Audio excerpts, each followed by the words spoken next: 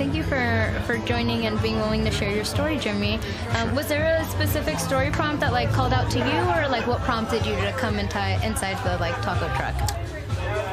Well, besides being asked if we want to talk, actually we were reading some of the information about Starfish, and I'm big on things that make a difference in people's lives that sometimes you don't have access to because you don't know about these things. So it was just curiosity, and I'm an artist, so I did something to say about how art's. Oh, wonderful! What type of art? That's mostly abstract. Abstract. Mostly what is your abstract. medium of art? Right now it's digital. Actually, I just got a new iPad Pro, so I'm trying out Procreate. But for the most part, I tend to draw the best when I'm using pencils, and I try to acrylic, but it's a challenge because my hand is heavy, so I have to use. Since I have to use as a heavy hand, I have to use something that can take that kind of like weight, and it's usually pencils or something like a crayon. How do you feel about using different types of mediums, like from more traditional to more like evolved and like tech? Well, it's all based on feeling, so I go based on what looks more pleasing to my eye, what feels most natural to my hand. Do you feel like you're able to express yourself fully? In all modes? Because you said you go from like using an iPad. You know, the iPad is because of me wanting to learn how to draw some flash tattoos, because I have like traditional American tattoos, so I wanted to learn. And are you a tattoo artist? No. I mean, I've inquired into it about what it would take, but it's a lot of work, and I'm a little older, so I don't have the kind of. It takes a lot of dedication. You know, I have a job. I'm actually. I work in architecture. I'm not an architect, but I do architectural work, designing. Okay. So I have a. It's another art form. It is. That's my job. Like that's what I do. That's when I make my money in doing architectural work. But my artistic side always wants to do stuff that's not linear, non-linear. So everything in the architecture is a little bit more predictable, and it's got some engineering to it. Have you always been an artist, or was there something that got you I was into that path? A kid, and I'm aging myself, but I was drawing He-Man back in the 80s when I was a little kid, and I started tracing, and then I just started drawing, and it just became like a thing where it just became easy to me, and then I just continued on over time, and then now I'm almost 50 and I'm still doodling. But such a healthy outlet. It is, yeah. I'm lucky to, and I embrace it because I had addiction issues, which I've been sober for 10 years. But that's such a healthy way to overcome them. I wish more rehabilitation programs were intertwined with art. Yeah, and I think that's where art, one of the things about art, I guess it kind of relates to the topic, is the idea of what does art, how does it impact you? In my community of recovery, there's a lot of people who have gotten their lives back in as artists, as full-time artists. And they're out there painting again, and their work is like in galleries in New York and Paris and across. And the reason that's happening is because of their recovery. But I guess my point is that when I was in the throes of that, I did my alcohol. It's mainly alcohol, but you lose your ability to be creative. In my experience, anything that has to do with like alcohol, at least in my experience, it took away the power of being able to draw. So now that I've been sober for 10 years, you feel it coming back. But it like took a long time for it to come back. I lost that part of my brain that was able to like be spontaneous. The thing about the cool thing about art is your idea is very unique.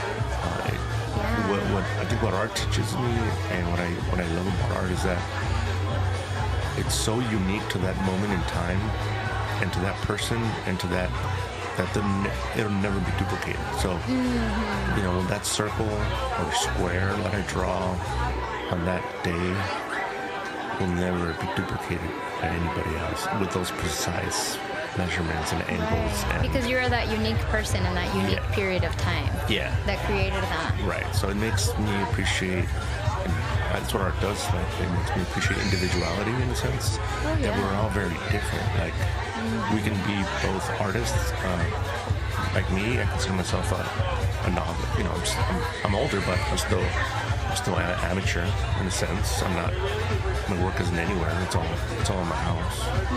But whether you're me or somebody else, when we draw a square, each square will have its own dimensions, its own.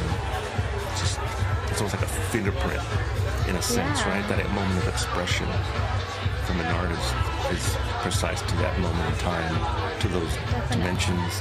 So it's a very multi-dimensional thing. Yeah. That's why I appreciate it. And I like how you spoke of it as like a way to also like measure how far you've come in your recovery.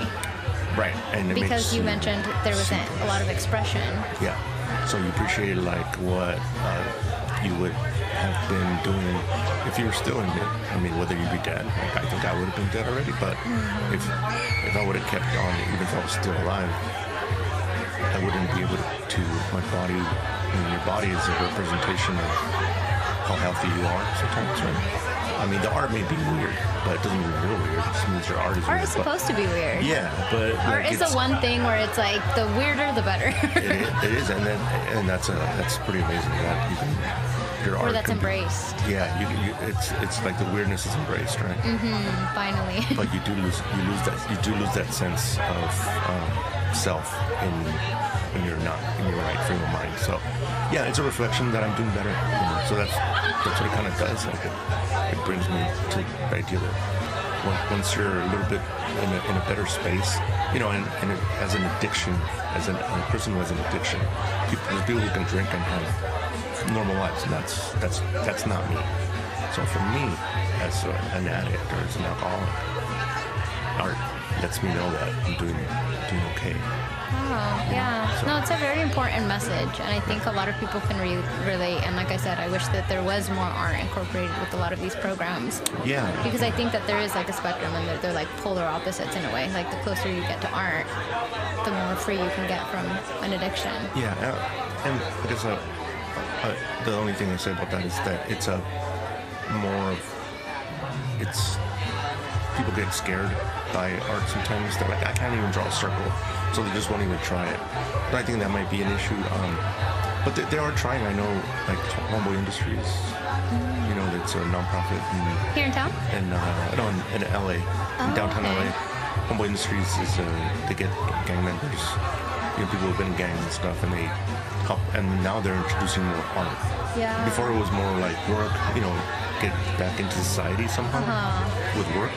And they steered it more to be around. But now it's like, I noticed on the Instagram page that they're doing more art. So what does that tell you? That even guys who've been to prison and probably have criminal stuff can... Oh, especially. Because I feel like anytime I hear of someone who is in prison or jail, the amazing artwork comes out of those places. That's all we have, like one, you know, that needlework that, you know, the Chicano, the old school tattooing is because of art. So it should be. And I hear what you're saying about how like some people get scared, and I think it's our culture of being like you have to present something and it has to be impressive and it has to fit a box. But I think it's not something that we necessarily have to present, but it's something that we all just do. Yeah. Like, it's a process. Yeah, and you don't have to initially, you know, it doesn't have to be like, I mean, I love this flash art that we have around us today. And it's old American traditional, you know, it started like in the 30s or 20s in New York. You know, how would a guy from Mexico like me like relate to that? Well, I like bold lines and I like bright colors, and that's what speaks to me as far as an artist goes. Oh, yeah. So it may be American, traditional, you know, not Mexican. I appreciate the Chicano art, which is part of the culture that I grew up in, but my visual goes to the bright, bold colors of old 1920s New York, Brooklyn, whatever. And there is that connection. There is that connection. Yeah, it connects a lot. So now I just went to Mexico and I got this tattoo, which is it's a traditional art, American traditional art, but it's the brown eagle that's on the Mexican flag. Yes. So it's a cross. I also saw the arrow. Yeah, and that's just something that like an obsidian arrow. yeah. So there's a ways it does connect people, and it taught me that art does connect you to different cultures that you think that would never be part of your immediate. But there is a long immediacy. history of U.S. and Chicano culture, and I think there's been some like intertwining amongst there, and that's why we're like drawn to it. It's there, Definitely. and that's beautiful. That's a beautiful thing. So art makes it even more. You appreciate the idea of art being in our lives. Yeah, definitely.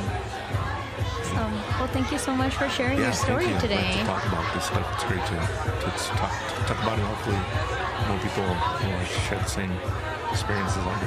I think so. I think a lot of people can connect, and I hope you're able to share your story with others who have similar experiences.